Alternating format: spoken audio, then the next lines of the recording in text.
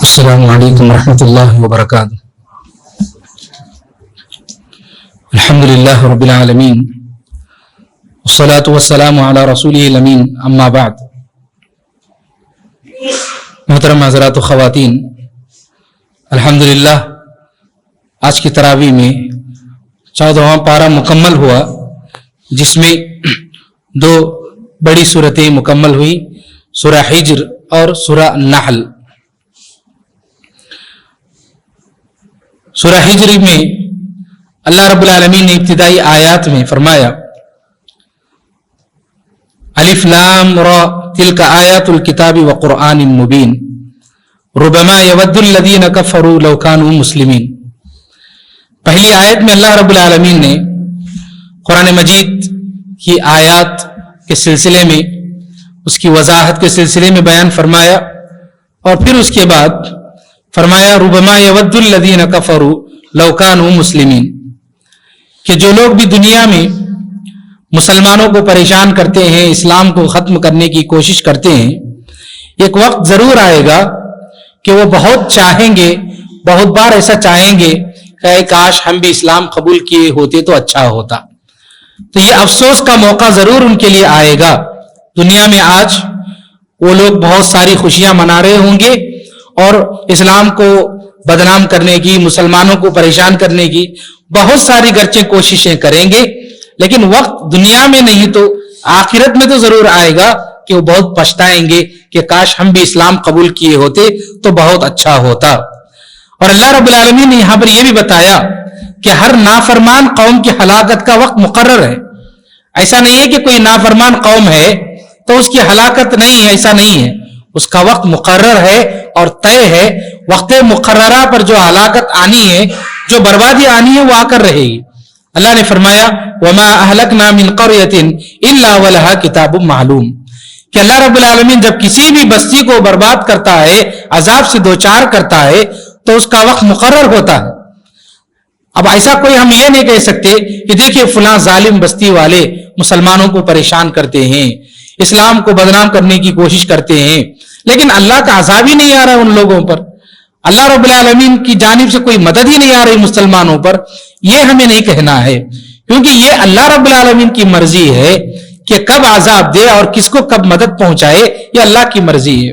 اور ہر چیز کا ایک وقت مقرر ہے، اس کے حساب سے اللہ رب العالمین کسی قوم کو برباد کرتا ہے یا کسی قوم کو مدد پہنچاتا ہے. اس کے بعد اللہ رب العالمین نے جو لوگ عذاب کا، اللہ کے عذاب کا مذاق اڑاتے ہیں، نبی صلی اللہ علیہ وسلم کو برا بلا کہتے تھے، تو جو بھی آدمی اللہ کے عذاب کا مذاق اڑاتا ہے اس کا بھی اللہ رب العالمین نے یہاں پر تذکرہ کیا. فرمایا وَقَالُوا يَا أَيُّهَا الَّذِي نُزِّلَ عَلَيْهِ الذِّكْرُ إِنَّكَ لَمَجْنُونَ، کہ اللہ کے نبی صلی اللہ علیہ وسلم کو یہ لوگ مجنون کہہ کر بلاتے تھے.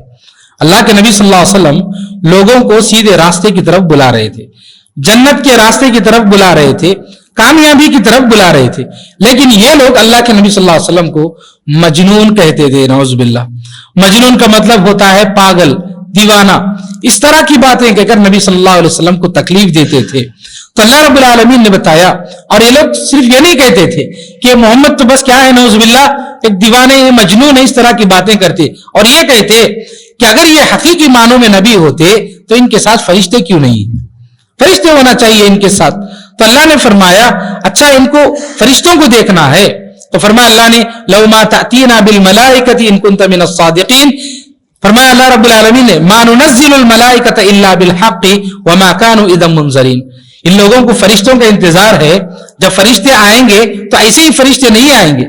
فرشتے آنے کا مطلب یہ ہے فرشتے عذاب لے کر کے آئیں گے، اور جب عذاب لے کر کے آئیں گے تو کچھ انتظار نہیں کیا جائے گا. چنانچہ یہ جو کہتے ہیں کہ نبی کے ساتھ کیوں فرشتہ نہیں ہے، یہ ان کی بےہودہ بات ہے. اللہ رب العالمین نے بتایا اللہ کے نبی صلی اللہ علیہ وسلم کو یہ لوگ جو مجنون کہہ کر جو بدنام کرتے تھے. ابن عباس رضی اللہ تعالیٰ عنہ بیان کرتے ہیں کہ ایک آدمی کسی علاقے سے مکہ آیا، وہ آدمی آسے وغیرہ کا علاج کرتا تھا، جنات وغیرہ اور مختلف قسم کے جو بھی ذہنی بیماریاں ہوتی اس کا علاج کرتا تھا. اس کو معلوم ہوا کہ مکہ میں ایک شخص ہے جس کا نام محمد ہے، اور لوگ اس کو مجنون کہتے ہیں. تو وہ آدمی ملنے کے لیے اللہ کے نبی صلی اللہ علیہ وسلم کے پاس آیا اور اس نے کہا اے محمد، میں نے سنا ہے کہ کہ آپ کو کچھ بیماری ہے اور میں اس کا علاج کر سکتا ہوں, بتائیے آپ کو کیا پریشانی ہے. تو وہ علاج کرنے سے پہلے وہ آیا تھا علاج کے لیے, اللہ کے نبی صلی اللہ علیہ وسلم نے اس کے سامنے خطبہ مسنونہ پڑھ کر سنایا. خطبہ مسنونہ جو ہم جمعہ کے خطبے میں جو خطبہ مسنونہ پڑھا جاتا ہے عربی میں, اللہ کے نبی صلی اللہ علیہ وسلم نے اس کو پڑھ کر سنایا, جس کے اندر بہت ہی گہری اور پیاری باتیں ہیں. تو جیسے ہی وہ سنا وہ دنگ رہ گیا. اس نے کہا کہ اے محمد آپ دوبارہ پڑھ کر اس کو سنائیے. اللہ کے نبی صلی اللہ علیہ وسلم نے ایک اور مرتبہ پڑھ کر سنایا, تیسری مرتبہ پڑھ کر سنایا تو وہ حیران رہ گیا اور اس نے کہا کہ میں نے آج تک اتنا دقیق کلام نہیں سنا, اتنا گہرا کلام, اتنی گہری باتیں میں نے کبھی نہیں سنی. اے محمد آپ ہاتھ بڑھائیے. ہاتھ بڑھانے پر اس نے اپنا ہاتھ رکھ کر بیعت کیا اور اسلام قبول کیا. وہ آیا تھا نبی صلی اللہ علیہ وسلم کا علاج کرنے کے لیے وہ آدمی, لیکن خود اس آدمی کا علاج ہو گیا.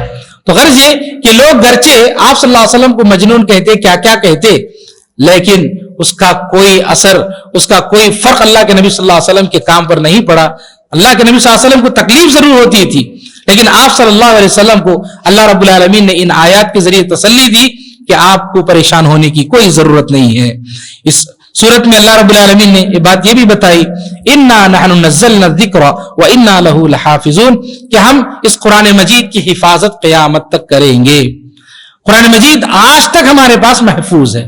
اللہ رب العالمین نے جب اس کو وحی کے ذریعے نازل کیا, اس دن سے لے کر کے آج تک کتنے 100 سال, 1450 سال کتنے قریب ہو گئے, لیکن آج تک قرآن میں ایک لفظ بھی نہ کچھ بڑھا ہے اور نہ کچھ گھٹا ہے, کیونکہ اللہ رب العالمین نے اس کی حفاظت کی ذمہ داری لی ہے. اس سے پہلے کہ اقوام میں کیا ہوتا تھا, جو غلط علماء ہوتے تھے وہ ان کتابوں میں کچھ نہ کچھ تبدیلی کرتے تھے. تو اللہ رب العالمین اس کتاب کو ہٹانے کے لیے, بتانے کے لیے کہ لوگوں نے تبدیلی کی, ایک نبی کو بھیجنا پڑتا تھا اور ایک کتاب کو بھیجنا ہوتا. لیکن اب کوئی نبی آنے والے نہیں, کوئی اور کتاب آنے والی نہیں, تو اللہ رب العالمین نے حفاظت کی ذمہ داری لی کہ قیامت تک اس کتاب کی ذمہ داری اللہ رب العالمین لے گا اور اس کی حفاظت کرے گا. مختلف انداز سے اس کی حفاظت اللہ رب العالمین کرے گا. جب قرآن مجید کی حفاظت کی ذمہ داری اللہ نے لی ہے, قیامت تک قرآن ایسے ہی رہے گا, تو پھر دنیا میں مختلف لوگ جو ہے مختلف فرقوں میں, مختلف جماعتوں میں, مختلف ادھر ادھر کی باتوں میں کیوں پڑتے ہیں؟ قرآن ہمارے پاس موجود ہے.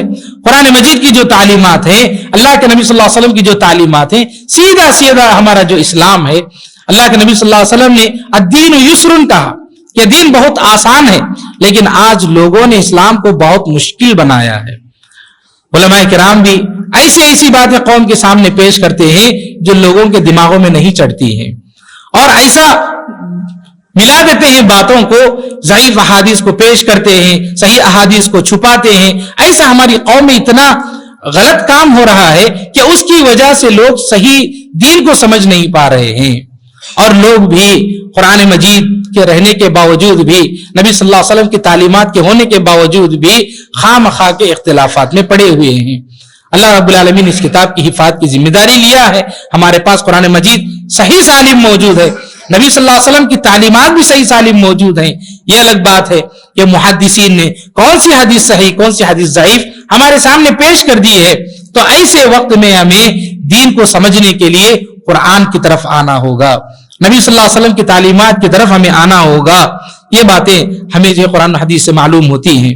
اس کے بعد کی جو سورت ہے سورت النحل, نحل کا مطلب ہوتا ہے شہد کی مکھی. اس سورت میں اللہ رب العالمین نے بہت ساری مخلوقات کا تذکرہ فرمایا. اللہ نے اس سورت میں یہ بتایا کہ اللہ رب العالمین ہی آپ لوگوں کو نعمتیں دیتا ہے, اور آپ لوگ اللہ کی نعمتیں کھا کر کے, جیسا کہ پچھلی سورت میں, اس سے پہلے کی سورت سورہ ابراہیم میں یہ باتیں آئی تھی, شکر اور ناشکری سے متعلق اللہ رب العالمین نے یہاں پر بتایا کہ اللہ کی نعمتیں استعمال کر رہے ہیں اور انبیاء کرام کا مذاق اڑا رہے ہیں, انبیاء کرام کو تکلیف دیتے ہیں اور فخر کرتے ہیں اس دنیا پر, اس رزق پر, جبکہ یہ نعمتیں کس نے دی ہیں؟ اللہ نے دی ہیں.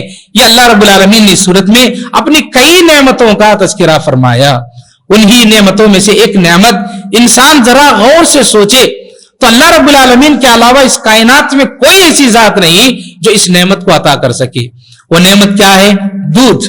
اللہ نے فرمایا وَإِنَّ لَكُمْ فِي الْأَنْعَامِ لَعِبْرَةً. اللہ رب العالمین نے جو چوپائے ہیں, جو جانور ہیں, ان کے اندر اللہ رب العالمین نے ایک عبرت رکھی ہے, سیکھنے کی ایک عبرت رکھی ہے. کیا نسقیکم مما فی بطونہ, کہ اللہ رب العالمین نے فرمایا کہ اللہ رب العالمین کہ ہم آپ کو ان جانوروں کے پیٹوں سے پلاتے ہیں. کیا من بین فرث و دم, گوبر اور خون کے درمیان سے اللہ رب العالمین دودھ نکالتا ہے, لبنن. اور یہ دودھ کیسا ہوتا ہے؟ فرمایا اللہ نے خالصاً, بالکل پیور ہوتا ہے, اس میں نہ گوبر ذرا سا ملتا ہے اور نہ ہی خون.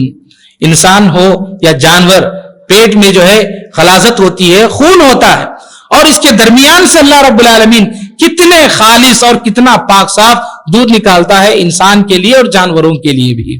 اور پھر اللہ نے فرمایا سائغ للشاربین, پینے والوں کو تکلیف بھی نہیں ہوتی, بڑی آسانی سے حلق میں اترے گا. ایسا نہیں کہ جو دودھ نکلتا ہے اس کے اندر کچھ کچرا ہے جس سے حلق میں تکلیف ہوگی, بچے کو پریشانی ہوگی, ایسی کوئی بات نہیں ہے. اللہ رب العالمین نے بہت ہی پاک صاف اور آرام سے پینے والا یہ دودھ بنایا. کیا اللہ کے علاوہ کوئی اور ذات ہے جو اس طرح کی نعمت دنیا میں پیدا کر سکی یا دے سکی؟ تو اللہ رب العالمین نے اس نعمت کا تذکرہ کیا. اور اسی طرح شہد کی مکھی کا جیسے تذکرہ آیا تو شہد کا اللہ رب العالمین نے تذکرہ فرمایا. اللہ نے فرمایا وَأَوْحَىٰ رَبُّكَ إِلَى النَّحْلِ أَنِ اتَّخِذِي, اللہ رب العالمین نے شہد کی مکھی کو حکم دیا. کیا حکم دیا؟ کہ اے مکھی تو جا اور گھر بنا لے. کہاں پر؟ پہاڑوں میں, درختوں میں اور چھتوں میں جا کر کے تو گھر بنا لے. ثم کلی من کل الثمرات, اور جا کر جتنے بھی پھل فروٹ ہیں اس سے کھا لے. فسلکی سبل ربک ذللا, پھر اللہ رب العالمین نے جو راستہ تجھے بتایا ہے اس راستے پر چل.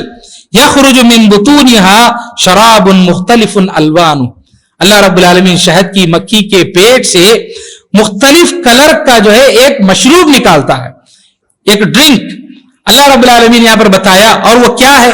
شہد ہے. فیہ شفاء للناس, اور اس شہد میں اللہ رب العالمین نے لوگوں کے لیے شفا رکھا ہے.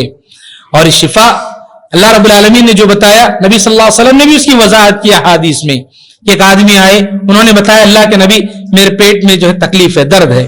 تو نبی صلی اللہ علیہ وسلم نے فرمایا جاؤ شہد کھاؤ. وہ آدمی گیا, شہد کھایا, اس کو تکلیف ہوئی, پھر دوبارہ آیا, اس نے کہا اللہ کے نبی میرے پیٹ میں اور بھی زیادہ تکلیف ہے. تو نبی صلی اللہ علیہ وسلم نے فرمایا جاؤ شہد کھاؤ. پھر آیا وہ آدمی, پھر اس نے کہا اللہ کے نبی میں نے شہد کھایا, میرے پیٹ میں اور تکلیف ہو رہی ہے. تو اللہ کے نبی صلی اللہ علیہ وسلم نے فرمایا کہ شہد جھوٹا نہیں ہے, تمہارا پیٹ جھوٹا ہے, تمہارے پیٹ کو تکلیف ہے. شہد میں کوئی جو ہے اس میں نقصان والی یہ بات یا دھوکے والی بات نہیں ہے, کیونکہ اللہ رب العالمین نے بتایا کہ شہد میں شفا ہے. تو یہ جو شہد ہے جو اللہ رب العالمین کی نعمت ہے, کیا اس دنیا میں اللہ رب العالمین کے علاوہ کوئی ذات ہے جو اس طرح کی چیز میسر کر سکتی ہے؟ نہیں. تو اللہ رب العالمین نے اس طرح کی نعمتوں کا تذکرہ کر کے بتایا کہ ان ساری نعمتوں کو آپ استعمال کرتے ہیں تو جس ذات نے دیا ہے اس ذات کی آپ عبادت کریں, اور اس ذات کے بارے میں اس اللہ کی توحید کی طرف اگر آپ کو دعوت دی جا رہی ہے تو آپ ان لوگوں کی مخالفت نہ کریں, ان لوگوں کو تکلیف نہ دیں. یہ اللہ رب العالمین نے بتایا. اور اس صورت میں اللہ رب العالمین نے جو کافر ہوتے ہیں ان کی موت کے بارے میں بتایا کہ کافر موت کے وقت اس کی کیا حالت ہوتی ہے. فرمایا اللہ رب العالمین نے الذین تتوفاہم الملائکۃ ظالمی انفسہم, کہ جنہوں نے بھی ظلم کیا اپنے آپ پر, یعنی گناہ کیا تھا, جب ان کی موت کا وقت قریب آتا ہے فرشتے ان کے پاس آتے ہیں, فالقوا السلام, تو وہ موت کے وقت میں بڑی اطاعت و فرما برداری کی باتیں کریں گے. گرچہ زندگی بھر گناہ ہی گناہ کیے, لیکن جیسے ہی موت کے فرشتوں کو دیکھیں گے فالقوا السلام, تو پھر بڑی فرما برداری والی باتیں کریں گے. کیا کہیں گے؟ ما كنا نعمل من سوء, کہ ہم نے تو کوئی گناہ ہی نہیں کیا, ہم نے کوئی غلطی ہی نہیں کی. تو کہا اللہ رب العالمین نے بلا ان اللہ علیم بما کنتم تعلمون, اللہ رب العالمین سب کچھ جانتا ہے کہ آپ لوگ کیا کیا کرتے تھے. اللہ رب العالمین نے فرمایا اس کے بعد ان لوگوں سے کہا جائے گا فادخلوا ابواب جہنم, جہنم کے دروازے سے داخل ہو جاؤ, خالدین فیہا, اور ہمیشہ اس میں رہو. فلبئس مثوى المتکبرین, جو متکبر لوگ ہوتے ہیں ان کا یہ بہت ہی برا ٹھکانہ ہے. ایک کافر, ایک گنہگار کی موت کے سلسلے میں اللہ رب العالمین نے بیان فرمایا. ایک مومن کی موت کیسے ہوتی ہے اللہ نے اس کا بھی تذکرہ فرمایا. فرمایا الذین تتوفاہم الملائکۃ طیبین، جو لوگ پاک ہوتے ہیں، اچھے لوگ ہوتے ہیں، جب فرشتے ان کے پاس آتے ہیں موت کے لیے تو ان سے کہا جائے گا یقولون سلام علیکم، سلام کریں گے اور کہا جائے گا ادخلوا الجنہ بما کنتم تعملون، جنت میں داخل ہو جاؤ ان نیک اعمال کے بدلے میں جو آپ دنیا میں کیا کرتے تھے۔ تو غرض یہ کہ نیک موت کا آنا، اچھی موت کا آنا، حسن خاتمہ کا نصیب ہونا، یہ انسان کے لیے بہت بڑی نعمت ہوتی ہے۔ ہم کیا ہے دنیا میں ابھی نیکیاں تو ہم کر رہے ہیں، لیکن یہ ہم نہ سوچیں کہ میری موت پکی اچھی آئے گی، اس کی گارنٹی ہم نہیں دے سکتے، بلکہ اس کے لیے دعا کرنا چاہیے۔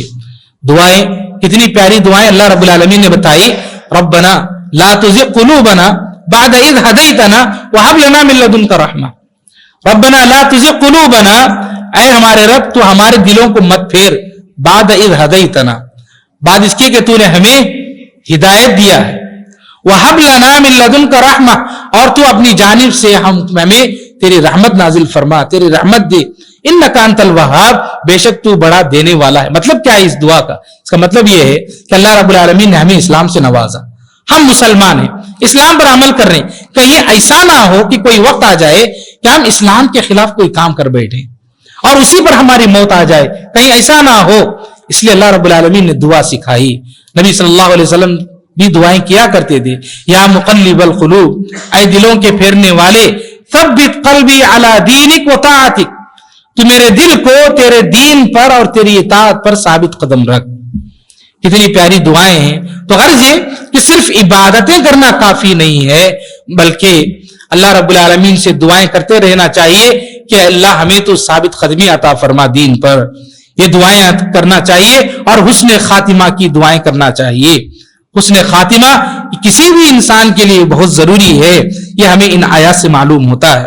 اس کے بعد یہاں پر اللہ رب العالمین نے یہ بات بھی بتائی کہ بعض لوگ ایسے ہوتے ہیں کہ زندگی بھر اچھے کام کرتے ہیں، کچھ ظالم لوگ کافر اور مشرکین انہیں مجبور کرتے ہیں کہ کفر کے کلمہ اپنی زبان سے نکال دیں۔ ایسا ہوتا ہے، ہمارے ملک میں بھی ہوتا ہے اور بہت سارے علاقوں میں ہوتا ہے کہ ایک مسلمان سے کہا جاتا ہے کہ آپ کفر کا کلمہ زبان سے نکالو، شرک کا کلمہ اپنی زبان سے نکالو ورنہ قتل کر دیں گے۔ تو کیا کیا جائے ایسے موقع پر؟ اس سلسلے میں اسلام کی جو ابتدائی جو شہید لوگ ہیں وہ واقعہ یہ ہے کہ یاسر رضی اللہ عنہ، سمیہ رضی اللہ عنہ، یہ اسلام کے پہلے شہیدوں میں سے ہیں، پہلے شہید ہیں۔